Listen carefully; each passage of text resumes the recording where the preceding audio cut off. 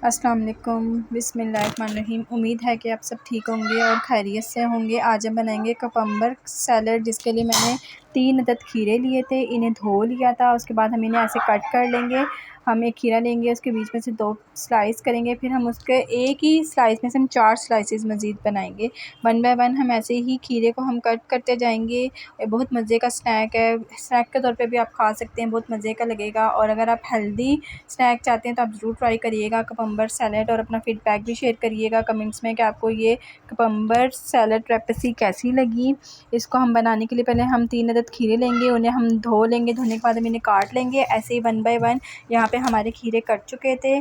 खीरे काटने के बाद हम एक बाउल लेंगे, या एक आप कोई छोटा सा बर्तन ले लें जो आपके पास ईज़िली अवेलेबल है। मेरे पास एक छोटी सी बाउल था, बाउल टाइप एक डेगची थी जो मेरे पास अवेलेबल थी।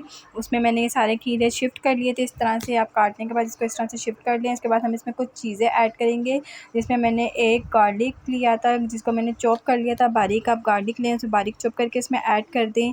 उसके बाद हम इसमें धनिया ऐड करेंगे। आप धनिया की जगह पुदीना भी ऐड कर सकते हैं। और एक लेमन लिया था मैंने, जिसको मैंने इसमें ऐड किया था। एक पूरा लेमन ऐड करेंगे इसमें। और धनिया जो था वो बारीक कटा हुआ था।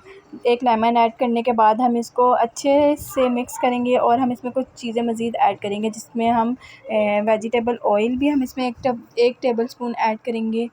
और अगर आपके पास नहीं है तो आप स्किप भी कर सकते हैं। उसी के साथ हम इसमें ऐड करेंगे हाफ़ टी स्पून चीनी, हाफ़ टी स्पून नमक। नमक आप अपने टेस्ट के हिसाब से कम या ज़्यादा कर सकती हैं। और उसके बाद हम इसे मिक्स करेंगे। मिक्स करने के बाद हम इसे 10 मिनट के लिए छोड़ देंगे ढक कर।